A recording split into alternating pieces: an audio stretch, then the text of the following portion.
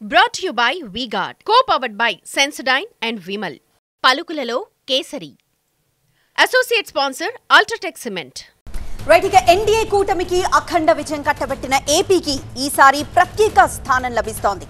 కేంద్ర మంత్రివర్గంలో ఏపీ నుంచి ముగ్గురికి చోటు దక్కింది. వీరిలో ఇద్దరు తెలుగుదేశం పార్టీ ఎంపీలు, మరొకరు బీజేపీ ఎంపీ ఉన్నారు.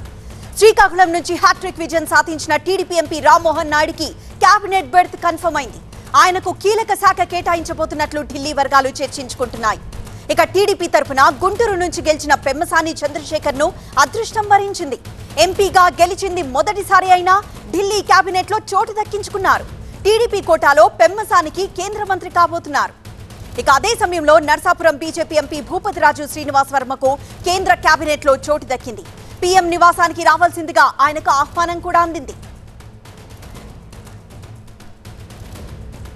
మరింత సమాచారం మా ప్రతినిధి ఈశ్వర్ అందిస్తారు. ఈశ్వర్, కేంద్ర మంత్రివర్గంలో ఏపీ నుంచి ముగ్గురికి చోటు దక్కింది. ముగ్గురు ఈ రోజు ప్రమాణ స్వీకారం చేయబోతున్నారా?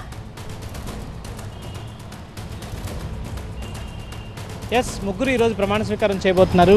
సరిగ్గా వారం క్రితం గత ఆదివారం ఈ సమయానికి చూస్తే రాష్ట్రంలో చాలా అంబిగ్యూటీ. ఏ పార్టీ అధికారంలోకి వస్తుంది, రాష్ట్రంలో క్యాబినెట్ ఒకవేళ అధికారంలోకి వస్తే రాష్ట్ర క్యాబినెట్ గురించి చర్చించుకోవాల్సిన సమయంలో కేంద్ర క్యాబినెట్లో ఆంధ్రప్రదేశ్కి సంబంధించిన ఎంపీలు ఉండడం అంత పెద్ద ఎత్తున అయితే అనూహ్య పరిణామాలు చోటు చేసుకున్నాయని చెప్పాల్సిన నేపథ్యం కనిపిస్తోంది. ఈరోజు క్యాబినెట్లో ముగ్గురు ఎంపీలు ఈరోజు ప్రధానంగా క్యాబినెట్కి సంబంధించి తెలుగుదేశం పార్టీ కూటమిలో దాదాపు ఎన్డీఏలో మొత్తం మీదే బీజేపీ తర్వాత సెకండ్ లార్జెస్ట్ పార్టీగా రిజిస్టర్ అయింది. దీంతో 16 మంది ఎంపీలున్న తెలుగుదేశం పార్టీ కేంద్ర రాజకీయాల్లో, కేంద్ర ప్రభుత్వంలో చాలా కీలకమైన పాత్ర పోషిస్తుండడంతో ప్రధానంగా తెలుగుదేశం పార్టీకి ప్రస్తుతానికి 2 పదవులు ఇచ్చారు. మరొక 2 కేంద్ర మంత్రి పదవులు కూడా రాబోతున్నట్టుగా సమాచారం అందుతోంది. ఇప్పుడు ఇచ్చిన తెలుగుదేశం పార్టీకి ఇచ్చిన 2 స్థానాల్లో ఒక క్యాబినెట్, ఒక సహాయ మంత్రి పదవి ఇచ్చారు. ఒకటి ప్రధానంగా శ్రీకాకుళంకి సంబంధించిన, ఎందుకంటే ఉత్తరాంధ్రకి సాధారణంగా ఎప్పుడు తెలుగుదేశం పార్టీ కేంద్ర రాజకీయాల్లో ప్రధాన పాత్ర పోషించిన ప్రతి సందర్భంలో కూడా ఉత్తరాంధ్రకి చాలా కీలకమైన ప్రాధాన్యత, కీలకమైన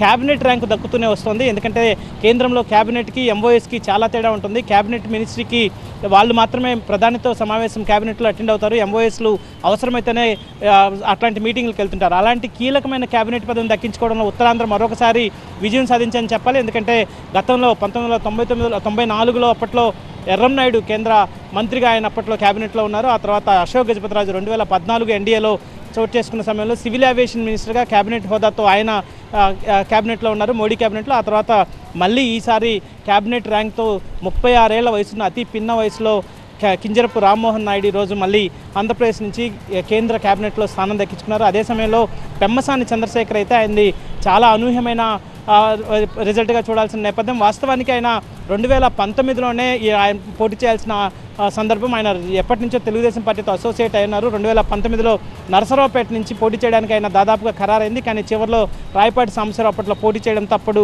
ఆయనకి అవకాశం దక్కలేదు. ఈసారి 2024 ఎన్నికల్లో గుంటూరు నుంచి అవకాశం దక్కించుకున్న ఆయన ఇప్పుడు ప్రస్తుతం దేశంలోనే ఎంపీలందరిలో రిచెస్ట్ ఎంపీగా రిజిస్టర్ అయ్యారు. దాదాపు 5,000 కోట్ల రూపాయల వైట్ అకౌంట్ చూపించిన పెమ్మసాని చంద్రశేఖర్ కేంద్రంలో అందరూ ఎంపీలు కావచ్చు, లేకపోతే కేంద్ర క్యాబినెట్లో కూడా ఒక రిచెస్ట్ ఎంపీగా ఆయన రిజిస్టర్ అయ్యే అవకాశం ఉంది. సో ఆయనకి అనూహ్యంగానే ఈ అవకాశం లభించిందని చెప్పుకోవాల్సిన నేపథ్యం. ఎందుకంటే ఆయనకి అంతర్జాతీయ అనుభవం ఉంది. ఆయన ఇక్కడ స్థానికంగా ఉన్న గుంటూరు జిల్లా బుర్రిపాలెంకి సంబంధించిన, అంటే సూపర్ స్టార్ కృష్ణ స్వగ్రామానికి సంబంధించిన బుర్రిపాలెంకి సంబంధించిన పెమ్మసాని చంద్రశేఖర్ ఇక్కడ వైద్య వృత్తిని అభ్యసించి అమెరికాకి వెళ్ళి అక్కడ అమెరికాలో వైద్య వృత్తికి సంబంధించి నిర్వహించే ఎగ్జామ్స్కి సంబంధించిన ఆన్లైన్ శిక్షణ ఇచ్చే యూ వరల్డ్ అనే ఒక సంస్థను స్థాపించి అక్కడి నుంచి ఆయన అంతర్జాతీయంగా ఖ్యాతి గడించారు. ఈ నేపథ్యంలో ఆయన క్యాబినెట్లోకి తీసుకుంటే ఆయన వల్ల ఖచ్చితంగా కొంత యువతకి ఉపాధి కలిగించే అవకాశం లభిస్తుంది. అలాగే ఆయన వల్ల ప్రయోజనాలు ఉంటాయని భావించి తెలుగుదేశం పార్టీ ఆయనకి అవకాశం ఇచ్చినట్టుగా భావించాల్సిన నేపథ్యం. ఇక భీమవరం నుంచి అయితే